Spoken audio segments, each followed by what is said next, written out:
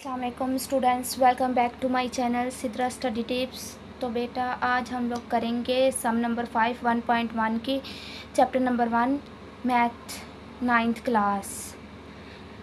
तो शुरू करते हैं। बिस्मिल्लाहिर्रहमानिर्रहीम। बेटा हमारे पास क्या उन्होंने बताया है कि हमने करना है नेम द प्रॉपर्टी, खासियत का नाम बताना है। जैसे हमने सम नंबर 4 की थी वैसे ही हमारे पास सम नंबर 5 है। क्वेश्चन नंबर 1 हमें दिया है कि -3 हमारे पास छोटा है, -1 से लेस देन है। तो हमारे पास जो बराबर आंसर आना चाहिए वो क्या होना चाहिए, 0 लेस देन 2 से, यानी कि 0 आपके पास छोटा होना चाहिए, 2 बड़ा होना चाहिए। तो ये कौन सी एक्टिविटी है या कौन सी प्रॉपर्टी है, ये रफ वर्क में मैं आपको समझाने की कोशिश करती हूँ। आपके पास ये सारी वैल्यू, तो आप क्या करेंगे, इस वैल्यू में ये इसके बराबर हमने लेके आनी है। ये वैल्यू, इस वैल्यू को हम क्या करेंगे, यहाँ पे दोनों तरफ ऐड कर देंगे +3। यहाँ +3 ऐड कर दिया। अब हमने क्या किया, +3 इधर ऐड कर दिया। अब ये दोनों कैंसिल हो गए, 0 आ गया, ये कंडीशन ट्रू हो गई। दूसरी क्या थी हमारे पास, -1 +3, तो 2 आंसर आ गया। यानी कि ये भी हमारी कंडीशंस, ये वाला सॉल्व करने के बाद हमारे पास ये आ गया है। तो कंडीशन ट्रू हो गई, लेकिन क्या किया हमने, ऐड किया। तो हम क्या करेंगे, एडिटिव प्रॉपर्टी, जमी खासियत, क्या कहेंगे, जमी खासियत। बेटा ये रफ अमल है, ये करने की आपको ज़रूरत नहीं है, ठीक है। अब क्वेश्चन नंबर 2 पे चलते हैं। इफ़ अगर हमारे पास ए बी है देन हमारे पास 1/, यानी कि ए छोटा है, ए स्मॉलर देन है बी से, हमारे पास 1/a ग्रेटर देन होना चाहिए 1/b से। यानी कि पहले हमारे पास वैल्यू क्या थी, ए हमारे पास छोटा था बी से, लेकिन जब हमने उसको सॉल्व किया तो हमारे पास क्या आ गया, 1/a ग्रेटर देन 1/b से। यानी कि अब 1/b की वैल्यू क्या हो गई, ये कम हो गई। तो आए इसको एक रफ एग्जांपल से समझाती हूँ। फॉर एग्जांपल हमारे पास a है, जैसे हमारे पास क्वेश्चन था मैंने लिख दिया। अब जिसके नीचे कोई डिजिट नहीं होता कि हम क्या करते हैं कि उसके नीचे 1 है, क्या है, 1 है, तो सिंपल हम इस पे क्या कर देते हैं, 1 है। अब अगर हम 1 को इन्वर्स करते हैं तो जैसे हमारे पास पॉजिटिव क्या हो जाते हैं, नेगेटिव में, और नेगेटिव पॉजिटिव में हो जाते हैं ना, तो हम 1 को ऊपर ले जाएंगे और ए को नीचे ले जाएंगे। इसी तरह से ये साइन क्या हो जाएगा, इन्वर्स हो जाएगा, रेसिप्रोकल हो जाएगा, चेंज हो जाएगी खासियत। इसलिए हम इसका नाम रख देंगे रेसिप्रोकल प्रॉपर्टी, मकूस खासियत। मकूस हो गया यानी कि ऊपर वाली वैल्यू नीचे और नीचे वाली ऊपर, रेसिप्रोकल हो गई है। तो रेसिप्रोकल प्रॉपर्टी और उर्दू में कहेंगे मकूस खासियत। इसी तरह बेटा क्वेश्चन नंबर 3 है। क्वेश्चन नंबर 3 में हमें क्या कहा है कि सेम यही बात है कि अगर ए बी लेस देन आपके पास क्या होना चाहिए, A B A plus C greater than less than होना चाहिए बी प्लस सी से। तो सिंपल हम क्या हो रहा है, यहाँ पे एडिटिव प्रॉपर्टी, यहाँ पे साइन देख के ही समझ आ रही है, कोई रफ अमल करने की खास ज़रूरत नहीं है। साइन देख के समझ आ रही है कि हमारे पास एडिटिव प्रॉपर्टी है और उर्दू में जमी खासियत। पर 4 पे आते हैं। इफ़ अगर हमारे पास ए सी लेस देन है बी सी से एंड सी हमारे पास ग्रेटर देन है 0 से, देन ए बी क्या होगा। चलें इस क्वेश्चन को समझते हैं एग्जांपल के साथ। अगर हमारे पास ए सी है ग्रेटर लेस देन है बी सी से, तो हम क्या करेंगे, 1/c को दोनों तरफ मल्टीप्लाई कर देंगे। क्या करेंगे, 1/c को दोनों तरफ मल्टीप्लाई कर देंगे। अब सी से कैंसिल आउट और ये वाला सी, देखें हो गया प्रूफ। तो यही बात हमें प्रूव करने की कहा था उन्होंने कि अगर c हमारे पास 0 हो गया तो क्या हुआ, मल्टीप्लिकेशन की है, तो क्या हो गई इसकी खासियत या प्रॉपर्टी हो गई मल्टीप्लिकेशंस प्रॉपर्टी, ज़रबी खासियत। क्वेश्चन नंबर 5 पे आते हैं। इफ़ अगर हमारे पास ए सी स्मॉलर देन है बी से, देन हमारे पास C0, सेम वही क्वेश्चन है। तो ये उस क्वेश्चन को देख के ही समझ आ रही है कि उसी तरह इसका भी सॉल्व होगा। मल्टीप्लिकेशन प्रॉपर्टी है। एक बात जहन में रखनी है कि ये हमारी पॉजिटिव वैल्यू थी, ये हमारी नेगेटिव वैल्यू है, क्योंकि इसमें जब हम माइनस सॉल्व करेंगे तो माइनस के साथ सॉल्व होगा और हमारे पास आंसर क्या आ जाएगा, मल्टीप्लिकेशन प्रॉपर्टी। ये प्लस या माइनस बताने की ज़रूरत नहीं है, लेकिन मैंने आपके नॉलेज के लिए बता दिया था, ठीक है बच्चे। क्वेश्चन नंबर 6 है कि आइदर अगर आपके पास होता है ए लेस देन है बी से और ए बी बराबर है या A B A smaller than B से, तो ये कौन सी प्रॉपर्टी है बच्चे? आपको तो समझ आ जानी चाहिए कि ये अगर लेस देन ग्रेटर देन और यहाँ फिर इक्वल भी हो रही है तो ये क्या होगी? ट्रिगोमेट्रिक प्रॉपर्टी होगी और स्लासाई खासियत होगी। बच्चे क्वेश्चन नंबर 6 है हमारे पास, उन्होंने बोला है कि insert two rationals numbers between. क्या करना है कि हमने दो रैशनल नंबर्स किसी भी आदाद में, जो भी आपको एक लाइन दी गई है या जो भी किया गया वहाँ पे एक पॉइंट ये है, ये एक पॉइंट इधर है। फॉर एग्जांपल ये ए पॉइंट है और ये बी पॉइंट है। अब आपने क्या करना है, इन दोनों के दरमियान में कोई पॉइंट मालूम करना है, या ये जी कह लो, ये एच कह लो, इनके दरमियान में आपने दो पॉइंट फाइंड करने हैं। तो और तुम्हें क्या क्या कि दरमियानी दो नातिक अदाद। अब आपको पता है कि नातिक या रेशनल नंबर्स कौन से होते हैं कि जो पी ओवर क्यू की फॉर्म में लिखे जाएं, ठीक है?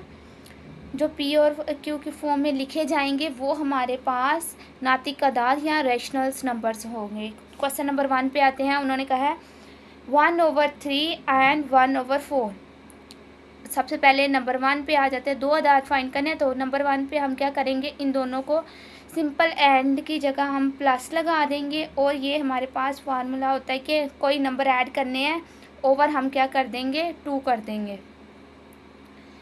तो बेटा हमने इन दोनों को ऐड सिंपली करना है और ओवर 2 कर देना। अब इन दोनों का एलसीएम ले लो। एलसीएम लेने का क्या तरीका है कि 3 और 4 का एलसीएम लेंगे, क्या आएगा?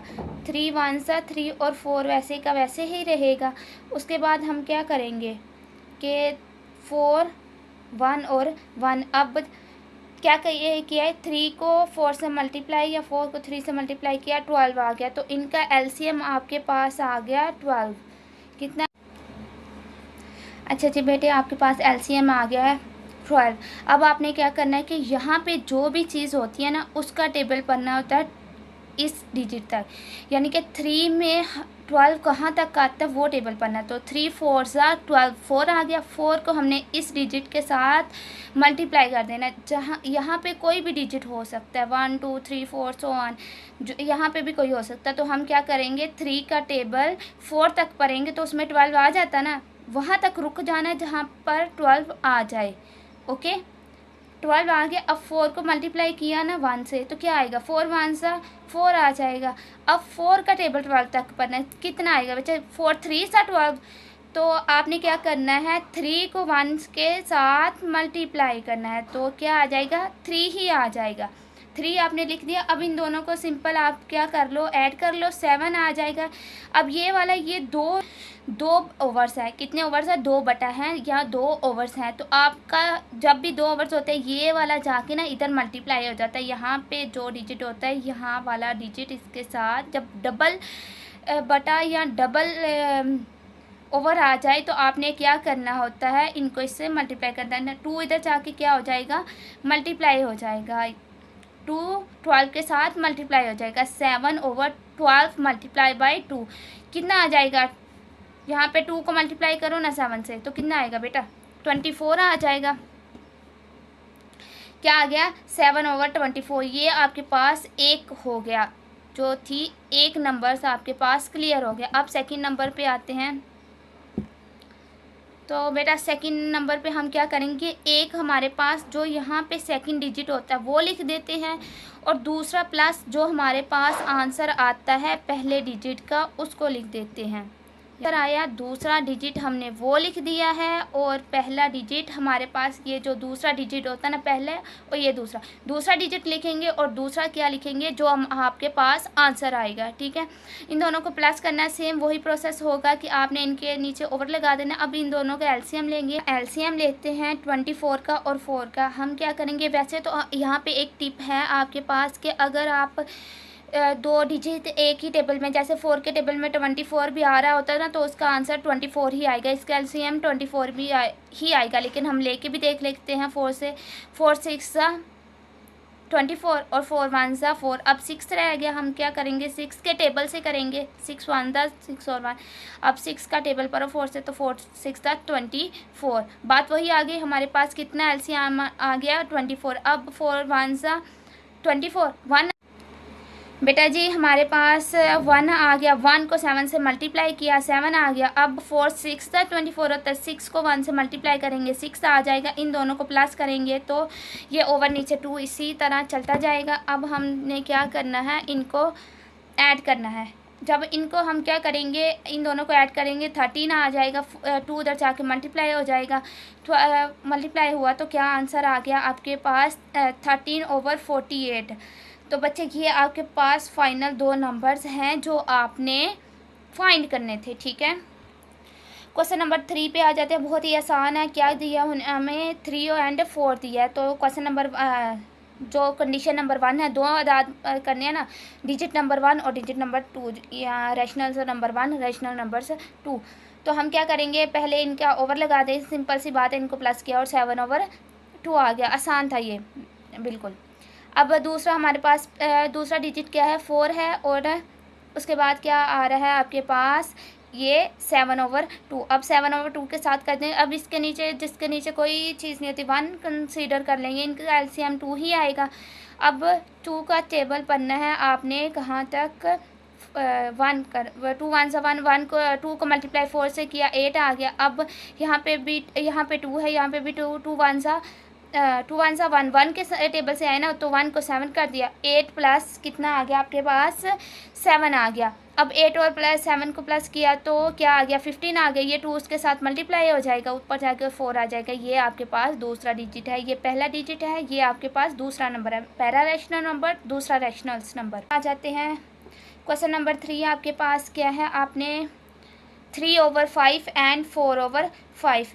तो बेटा क्वेश्चन नंबर 1 हम इनको प्लस कर लेंगे, इनका एलसीएम लेंगे। एलसीएम अब सेम, जब दोनों डिजिट सेम हो गए तो एलसीएम भी सेम आएगा। तो जाहिर सी बात है 1 से ही मल्टीप्लाई हो रहा ना, तो सिंपल हमने इसकी वैल्यूज़ क्या कर देनी है, लिख देनी है कि 5 वन सा 1 को 3 से मल्टीप्लाई किया 3 आ गया, 5 वन सा 5 और 1 को मल्टीप्लाई 4 से किया 4 आ गया। अब आपने क्या करना है, इन दोनों को प्लस करेंगे तो क्या आएगा 7 आएगा, और ये ऊपर जाके मल्टीप्लाई हो जाएगा। अब क्या आ जाएगा 10, और इनको प्लस किया 7/10। अब इधर आ जाते हैं दूसरा हमारे पास ये। आप क्वेश्चन नंबर 2 पे हमारे पास ये वाला डिजिट लेंगे, कोई मसला नहीं होता, आप पहला भी ले सकते हो, लेकिन दूसरे से आसान होता है क्वेश्चन को सॉल्व करना। तो हम क्या आसान तरीका अपनाएंगे ना, ताकि समझ आए हमको।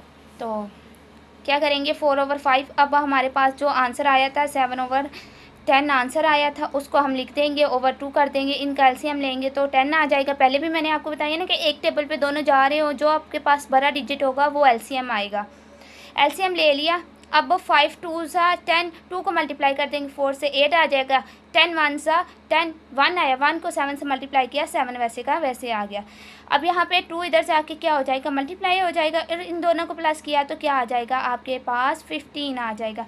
15 और ये इसको मल्टीप्लाई किया 20 आ गया। यहाँ पे अब आपके पास 15/20 भी आंसर ठीक है, लेकिन अगर आप इसे कैंसिल आउट करके सॉल्व करना चाहें मज़ीद तो कर सकते हैं, 3/4 आ जाएगा। ठीक है, दोनों आंसर भी ठीक हो, और इन दोनों का ये 2 डिजिट आगे दरमियानी नुक्ता या रेशनल्स में पॉइंट्स आगे 2 जो इन्होंने पूछे थे हमारे पास, दरमियानी नुक्ता कह रही हूँ।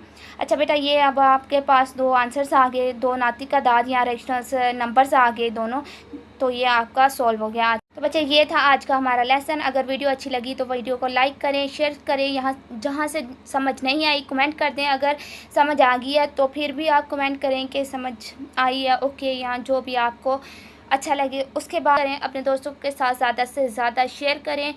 चैनल प्लीज़ दुआ में याद रखना। मिलते हैं एक नई वीडियो के साथ।